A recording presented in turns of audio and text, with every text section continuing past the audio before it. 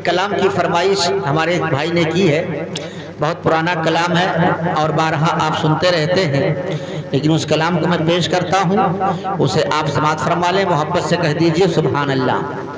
لیکن ایک بات میں بتاتا ہوں میرے بھائی، بیٹیوں سے کبھی گھبرانا نہیں چاہیے، اس لیے بس شارٹ کٹ میں یوں سنو 2 منٹ میں ایک بات۔ ایک آدمی ہے، ایک انسان ہے جس کے پاس 4 بیٹے ہیں۔ کتنے بیٹے ہیں؟ 4، اور ایک ہی بیٹی ہے، ایک ہی بیٹی ہے۔ بیٹی کی شادی ہو گئی، بیٹوں کی بھی شادی ہو گئی۔ کچھ دن کے بعد معاملہ یہ ہوا کہ باپ کا دنیا سے وصال ہو گیا، انتقال ہو گیا، نہلایا گیا، دھلایا گیا، کفن پہنایا گیا، اب چارپائی پر جنازے کو رکھ دیا گیا۔ تب تک ایک آدمی آ کر کے پہنچا، صفوں کو درست کرنے جا رہے تھے، جا نماز کو بچھایا جائے، لاؤ اب جنازے کی تیاری کی جائے۔ اتنے میں ایک آدمی پہنچا اور کہا سنو، ابھی جنازے کی نماز نہ پڑھی جائے گی، نہ اس میت کو مٹی دی جائے گی۔ اب لوگ حیران و پریشان ہو گئے، پوچھنے لگے یا اللہ معاملہ کیا ہوا؟ ایک دوسرے سے کہہ رہے ہیں بھائی کیا بات ہوا؟ تو اس نے کہا بات کچھ نہیں ہے، یاد رکھو ان کے بیٹوں کو میں تلاش رہا ہوں جن کی یہ میت ہے، جن کا جنازہ ہے۔ بیٹے آگے بڑھے، کہا بتاؤ کیا بات ہے بھائی، بتاؤ جلدی بتاؤ۔ اس آدمی نے کہا کہ یہ جو تمہارا باپ ہے جب دنیا میں زندہ تھا تو مجھ سے 5 لاکھ روپیہ لیا تھا قرضہ۔ کتنا؟ زور سے بولو، کتنا؟ 5 لاکھ قرضہ لیا تھا۔ اب تم ان کے بیٹے ہو، بینک بیلنس تمہیں ملنا ہے، کھیت تمہیں ملنا ہے، زمین تمہیں ملنی ہے، مال و جائیداد کے حقدار تم ہوگے۔ اب بتاؤ اس کا قرضہ کون دے گا؟ اگر دینا ہو تو دو، ورنہ میں مٹی نہیں دینے دوں گا، جنازہ نہیں ہونے دوں گا۔ اب بچے سب الگ ہو گئے، بھائی میرے پاس اتنا پیسہ نہیں ہے، میں کیا کروں گا، کیسے دوں گا؟ ہمارے باپ نے ہم کو بتایا بھی نہیں تھا، اب ہم کیا کریں؟ لوگ حیران و پریشان ہیں۔ جب یہ آواز بیٹی کے کان تک پہنچی تو بیٹی نے ایک اپنے بچے کو تمام ساز و سامان دے کر کے بھیجا، چیز اور جو کچھ بھی زیورات ہیں، کپڑا وغیرہ دے کر کے بھیجا اور کہا جاؤ اس آدمی کو دے دو اور کہو کہ یہ بیچ کر اپنا پیسہ اپنا قرضہ لے لے، لیکن میرے باپ کے میت کو خراب نہ ہونے دے، میرے باپ کی مٹی کو برباد نہ کرے، جنازہ کی نماز ہو جانے دے، مٹی دینے دے، مٹی جو ہے ہم جو دینے والے گئے ہیں مٹی کو دے دیں تاکہ میرے باپ کی میت خراب نہ ہونے پائے۔ دیکھو یہ کون کہہ رہا ہے؟ یہ بیٹا نہیں کہہ رہا ہے، بیٹی کہہ رہی ہے۔ بیٹی نے جب اتنا پیغام بھیجا، پھر اس کے بعد میں اس نے کہا اتنے میں نہیں ہوگا۔ جب بیٹی کے کان تک آواز پہنچی تو روتی ہوئی اپنے دامن سے، اپنے آنسل سے آنسو پوچھتی ہوئی پہنچی اور پردے کے آڑ سے کیا کیا؟ پردے کے آڑ سے اپنے مکان کی چابی کو پھینکا اور کہا اے انسان، اے میرے بھائی سن، یہ میرے مکان کی چابی ہے، میرے مکان کو بیچ دے، میرے مکان کو بیچ کر اپنا قرضہ تو لے لے، لیکن میرے باپ کی میت کو خراب نہ ہونے دے، میرے باپ کی مٹی کو برباد نہ کر، اے میرے بھائی جا جلدی چلا جا۔ جب اس نے چابی پایا تو جانتے ہو کیا کیا؟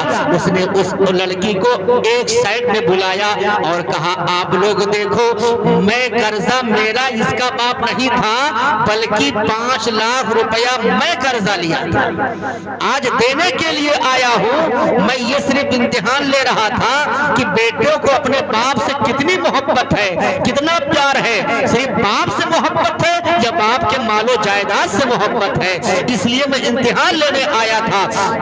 یاد رکھو یہ 5 لاکھ روپیہ میں لے کے آیا ہوں، یہ میں اس کے بچوں کو نہیں دوں گا بلکہ جس بچی نے اتنا اپنے باپ کے ساتھ رہنمائی کی ہے میں اس بچی کو دوں گا۔ اے بچی لے، یہ تیرے ہاتھ میں نے پیسہ دے دیا ہے، اب اس کا حقدار تو ہے، اب تو چاہے تو اپنے بھائیوں کو بانٹ دے اور اگر تو چاہے تو اپنے پاس رکھ لے، اس کا مالک میں تجھے بنا رہا ہوں۔ اب آپ اپنے گریبان میں منہ ڈال کر جھانکو، اپنے سینے پہ ہاتھ رکھو کہ ایسے موقع پر بیٹی کا دل اتنا نرم و نازک تھا کہ چاہے ہمارا مکان چلا جائے، چاہے دکان چلا جائے، چاہے ہمارا کپڑا زیورات چلا جائے، لیکن میرے باپ کی مٹی نہ خراب ہونے پائے۔ اور بتاؤ میرے بھائی، آج بیٹیوں سے گھبراتے ہو، بیٹیوں سے محبت نہیں کرتے ہو، بیٹیاں اگر پیدا ہوتی ہیں تو چہرے دوبارہ بچتا ہے۔ یاد رکھو رزاق پروردگار ہے، اللہ تمہیں بیٹی دے تب بھی تم خوشی مناؤ، جلسہ کرو، نبی کے ذکر کی محفل سجاؤ، اور بیٹا دے تب بھی تم اسی طرح کرو۔ شاعر نے کہا ہے اپنے قلم کو اٹھا کر کے اس طریقے سے کہا ہے کہ ان کے گھر میں جنت کی ارے کھیتیاں نہیں ہوتی، ان کے گھر میں جنت کی کھیتیاں نہیں ہوتی، ان کے گھر میں جنت کی کھیتیاں نہیں ہوتی، اور جن کے گھر کے آنگن میں بیٹیاں نہیں ہوتی، جن کے گھر کے آنگن میں بیٹیاں نہیں ہوتی۔ اور سنو، ماں سے محبت کرو، ماں سے۔ شاعر کہتا ہے، کیا کہتا ہے شاعر کہ میرے گھر کی ملکہ بھی روٹیاں پکاتی ہے۔ سبحان اللہ۔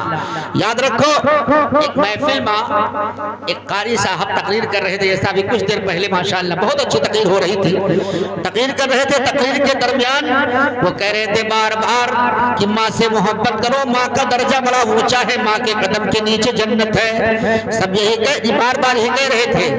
تو چچا غصائے کے اٹھائیں سوٹا اور لے کے آئے، تو قاری صاحب دیکھیں تو کہیں چچا کہاں بات ہے، سوٹا بہت موٹ لیا ہو، بہت ڈر لاگت ہے۔ کہ نہیں حضرت، اب تقریر ویسا ہی ہوئی کہ بتاؤ سب کچھ محتریے جب رہی تو بپوا کہا کنواں تال لے لے، وہ تو کون وستھان چاہیے۔ اب یہاں کا اگر بتائے دے ہو تب بھی آگے بڑھو، اور اگر نہ بتائی ہو تو تقریر ہیز ختم ہوئی جائے۔ اب قاری صاحب کہیں بھئییا دیکھیں موٹ سوٹا تیلیاوا رہا، بہت ڈر لاگ ہمارے، تو کہیں چچا پریشان نہ رہو، ہم باپ کا بھی استان اور ان کا بھی درجہ بتاتے ہیں۔ اے لوگوں سنو، ماں کے قدم کے نیچے جنت ہے تو باپ اس جنت کا دروازہ ہے۔ سبحان اللہ۔ اب چچا کہیں بھئییا اب بولو، ہم ہو جان پائیں کہ ہمارو کہوں استان ہے۔ اے لوگوں ذرا محبت کے ساتھ کہو نا سبحان اللہ، اور زور سے جتنے کم لوگ ہو ہم کو کوئی غم نہیں، بس محبت سے بولو سبحان اللہ۔ میرے گھر کی ملکہ بھی روٹیاں پکاتی ہے، میرے گھر کی ملکہ بھی روٹیاں پکاتی ہے، میرے گھر کی ملکہ بھی روٹیاں پکاتی ہے، لیکن ماں کے ہاتھ کے جیسی ارے روٹیاں نہیں ہوتی، ماں کے ہاتھ کے جیسی روٹیاں نہیں ہوتی۔ اور سنو، کاش اس زمانے میں حضرت عمر ہوتے، کاش اس زمانے میں، ارے کاش اس زمانے میں حضرت عمر ہوتے، پھر کہیں زمانے میں چوریاں نہیں ہوتی، پھر کہیں زمانے میں، اور چاند کو کیے ٹکڑے جو کیا کہ اشارے پہ، چاند کو کیے ٹکڑے جو کیا کہ اشارے پہ، اور میرے مصطفیٰ جیسی انگلیاں نہیں ہوتی، میرے مصطفیٰ جیسی